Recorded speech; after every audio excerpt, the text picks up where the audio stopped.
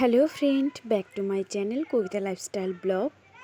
তো দেখো, তখন সকাল বাজে 10টা, আর এমন জোরে হাওয়া আসছে, অন্ধকার হয়ে আসছিল, মানে ভাবছি যে বোধহয় ঝড়ই হবে, ঝড় আসছে, ওরকমই ভাবটা হয়েছিল। বৃষ্টি হচ্ছিল প্রচুর পরে। তো আমি রান্না বসিয়ে দিয়েছি, আর এদিকে দেখছি পাতা টাতা পড়ে একদম উঠোন ভরে গেছে। এই দেখো, আমি এদিকে রান্না বসিয়ে দিয়েছি, এদিকে ভাত হয়ে গেছে। আর এই দেখো কীরকম হাওয়া ছেড়েছে হঠাৎ করে। তো আমি এদিকে সবজি কাটছিলাম আর ভাত বসিয়ে দিয়েছি। এত হাওয়া দেখে দরজা জানলাগুলো বন্ধ করে রেখে আসলাম। আর এই যে তোমাদেরকে দেখিয়েছি, আগের দিন কাঁকড়া আনা হয়েছিল, কয়েকটি ভাজা খেয়েছি, আর পরের দিন এটা ফ্রিজে রাখা হয়েছিল আমার ননদের বাড়ি, সেটা এনেছি। আজকে কাঁকড়ার ঝোলই করব। তো ফার্স্ট টাইম আজকে কাঁকড়ার ঝোল করব। খেতেও খুব ভালো হয়েছিল, সত্যি দারুণ লেগেছিল, চিংড়ি মাছের মতোই খেতে।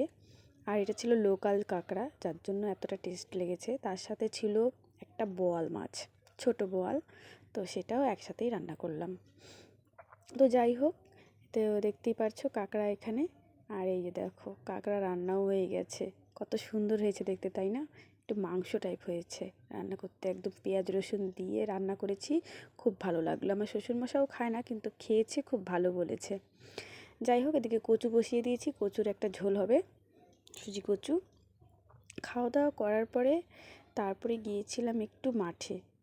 মাঠে গিয়েছিলাম কিসের জন্য, তোমরা অনেকেই জানো যে আমার বর থানকুনি পাতা বলে একটা জঙ্গলের মতো হয়, ছোটো ছোটো গোল গোল পাতা, তোমাদেরকে দেখিয়েছিলাম এর আগে। সেই পাতাটা সকালবেলা খালি পেটে চিবিয়ে খেয়ে তারপর গরম জল খেয়ে যায়। তো আমার ভিডিও করে দিচ্ছিলো আমার ভাগ্নি। তা আমি কিন্তু ওকে বলিনি, ও হঠাৎ করে ভিডিও করছিল, তখন ও বলছে ভিডিও করছি। আমাকে ভিডিও যখন করবি তার একটু ভালো করে কর। তো আমি তো তখন খেয়াল করিনি, ও হাতটা চলে এসছে সামনে, ক্যামেরার সামনে। যাই হোক, ও করে দিয়েছে, এটাই অনেক আমার কাছে। দেখো বাইরের পরিবেশটা কত সুন্দর। এখান থেকেই আমি সবসময় পাতাগুলো খুঁজে খুঁজে নিয়ে যাই, যেহেতু এখানে গরু ঠরু বাঁধা হয়, নষ্ট হয়ে যায় চারাগুলো, ঠিকঠাক থাকে না। তো আমি প্রত্যেকটা দিনই বিকেলবেলা এখান থেকে এসে নিয়ে যাই।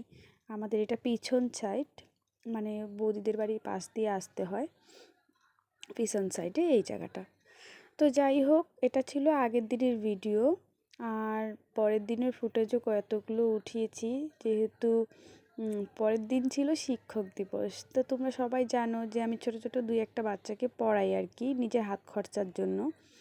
তো নিজের টাকাটা আর কি বের হয়, হাত খরচার টাকাটা বের হয়। তো এই যে পাতা তোলা হয়ে গেছে, এখন যাব ননাসের বাড়ি, সেখান থেকে আমার মেয়েকে নিয়ে যাব বাড়িতে।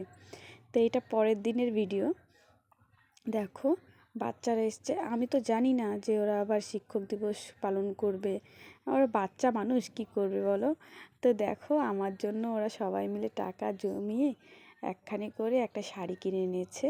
দেখো শাড়িটা কতটা সুন্দর, আমার তো খুব পছন্দ হয়েছে। তোমাদের কার কেমন লাগলো অবশ্যই জানো। সারপ্রাইজ পেতে আমার খুব ভালো লাগে, আমার কেন সবারই ভালো লাগে। আর শাড়িটা আমার দেখে খুবই পছন্দ হয়েছে। ওরা আবার বলছে, মাসি তুমি এটা কোনো পুজো টুজো দিতে গেলে পরে পড়ো। তো ওরা এসে দেখো, আমি বললাম তো তোরা বস, আগে তো বলিসনি।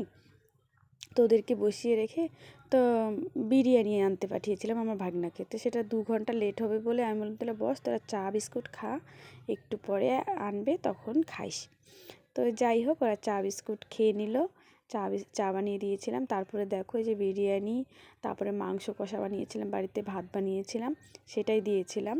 একজন দিশা বলে মেয়েটা, সেই মেয়েটা ভাস্তি হয়, বিয়ানিই হয় আর কি, আমার দিদির ননদের মেয়ে। তো সে আবার বিরিয়ানি খায় না, তাকে আবার ভাত দিলাম। আরেকজনও খেয়েছে, নিতাইও খেয়েছে। ওরা যাওয়ার পরে দেখো ঘরের যে অবস্থা করেছিল সেগুলো আবার মুছে ঠুছে একদম পুরো ঘরটা মুছতে হয়েছে, কারণ মাংস দিয়ে ভাত খেয়েছে। আর আমার মেয়ে সারা ঘর বিরিয়ানি ছিটিয়েছে, বিছানা পর্যন্ত বিরিয়ানি লাগিয়েছে। বিছানা চাদরটা উঠিয়ে বিছানা ঠিক করে মশারি টানিয়ে একদম টনটনা করে নিলাম। আর আমার মেয়েকে ওই ঘরে মোবাইল দিয়ে বসিয়ে দিয়েছি ভাগনার সাথে। তো জামা কাপড় দেখো কতগুলো হয়ে গেছে, আমিও টায়ার্ড হয়ে গেছি একদম, মানে ক্লান্ত হয়ে গেছি ওদের পিছনে থাকতে থাকতে। এত অত্যাচার, এত দুষ্টুমি করছিল, এত কথা বলছিল ওরা, যে কি বলবো। যাই হোক, এটাই আনন্দ। এগুলো নিয়েই থাকা ভালো।